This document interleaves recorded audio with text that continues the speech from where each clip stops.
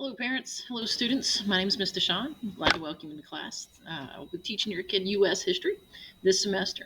Now, this is an SOL course, but that does not necessarily mean that your student will have to take the SOL. So, how do you find out if they do or not? Well, first ask them this: did they pass the World History 1 SOL? If the answer is yes, then it's quite probable that they will not be taking the SOL at the end of this course. If they didn't, then they probably will, and I'll give your kids more instructions on how to make sure and find that out. So we'll definitely know that before we get to the end. So let's start with the other stuff. First of all, my name is Amanda Deshawn. This is my 17th year teaching here at the high school, and I do a whole lot of different stuff. So I coach softball in the spring, which will make it kind of difficult to get a hold of me in the afternoon starting next month. I coach MAC, which is kind of like Jeopardy, and we're kicking that off here pretty soon, like next week. And I am the Cave Club sponsor, but COVID has sort of sneezed on most of the fun with the caving. But teaching U.S. history is my primary love, and it's what I love to do, and I'm glad to have you kids this year. So let's get to the stuff that you really want to know. So, how do you use my Canvas page? All right, let's get my ugly face out of here. Okay, so this is what your kid's Canvas page looks like. Okay, they will log on, all that good stuff. So, let's start with the things that you might want to know. So, we're going to click on student resource. Oh, I'm on the wrong one. Whoop, there we go. We're going to click on student resources. And right here, you can freeze screen if you want to, but this is how to contact me. This is the best contact way for me. So one, here's my email address, adeshawn@pcva.us. I check that daily. It will eventually pop up on my phone, but not with any sort of like ding notification. If you want to get a hold of me instantaneously, you can text me, and you can do that by signing up for the Remind app.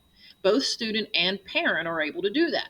So if you text at US Hist 1776 to 81010, you will be able to sign up for my Remind. Now, I don't send out a lot of reminds anymore with, hey, don't forget you got a journal next week or any of this kind of stuff, mostly because everything is done through Canvas. But if you have a question on anything, that's the fastest way to reach me. I live in the sticks. Love it. God's country. Absolutely love living there. But internet signal is kind of questionable, but cell signal is pretty good. So it will send a text immediately to my phone, no matter where I'm at. If I'm on a bus on the way back from a softball game, or if I'm at home watching Jeopardy, it doesn't really matter. I will get a text to my phone with whatever question you have and can respond pretty quickly. That's the best way to reach me.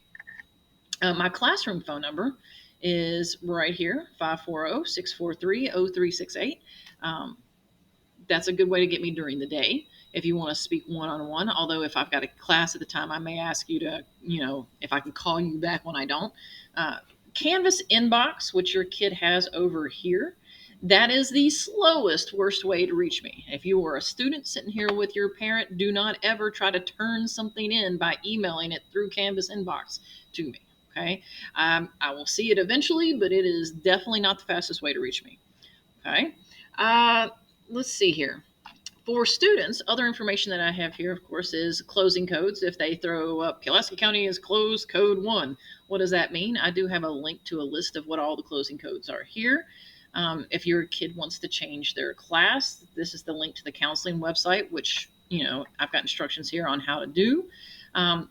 But grades, if you want to be able to have access to your students' grades and be able to see their power school and all that kind of stuff, call the main office. Here's the phone number, and they will help you get this set up if it isn't already. Uh, Things that I would like for your student to download on their phone are two apps. One is the Remind app, like we just talked about, and another one is Canvas for Students.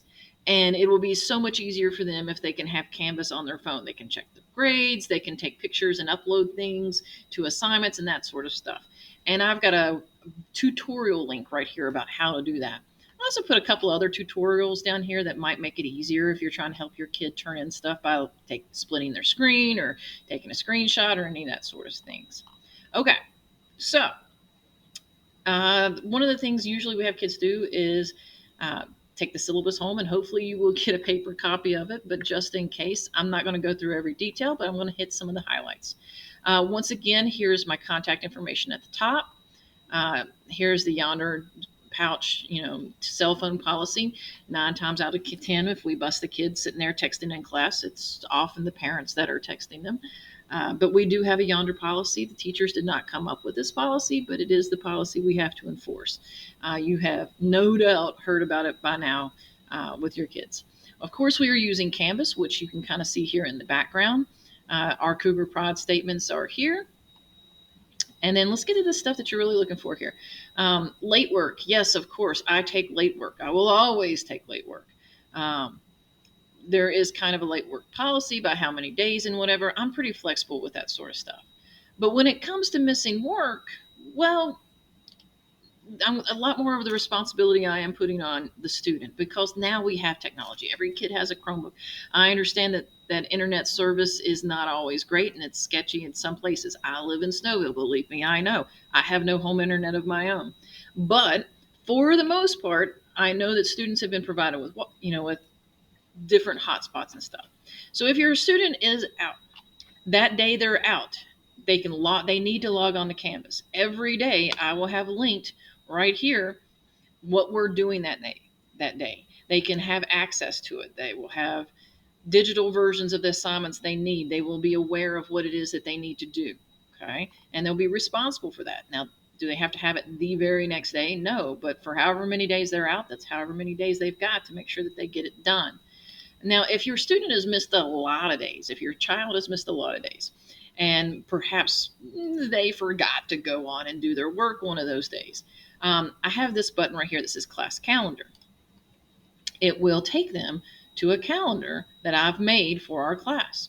Every day, I'm going to make a link that takes them straight back to the assignment. So Wednesday's our first day of school. Let's say they missed Wednesday. They can go back there and see the same assignment that we had. Now, to show you this kind of in a more complete fashion, let me show you the page from last semester. Last semester, here it was. So let's say that your child missed the last 3 days of school. So 1, 2, 3. You can actually go and click on those days and see what it was we did that day. Okay. Often they will come with links to what we're doing that day. So here's the link to what they were supposed to do. They click the link, they go take it, that sort of thing. So it's really easy to find. So once again, make sure here, am I in first semester or second? Oh, I'm in first semester. Let me get rid of that. Okay. So once again, they click Class Calendar. It will pull up this page, and I will have links to the day's assignments of what we did those days. So it's going to be easy for you to kind of go back and look at and track down and that sort of thing, especially for your student. All right, on this Canvas page, not only do we have the day's assignments of what they're supposed to do or any missing assignments they can find here. I know a lot of people try to go to modules to see if they can figure stuff out.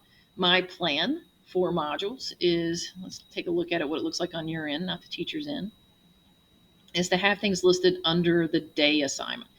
It's not a great system. I don't recommend you use modules, but if you do, I'm going to try to have sort of a system to that. My recommendation is to use Class Calendar.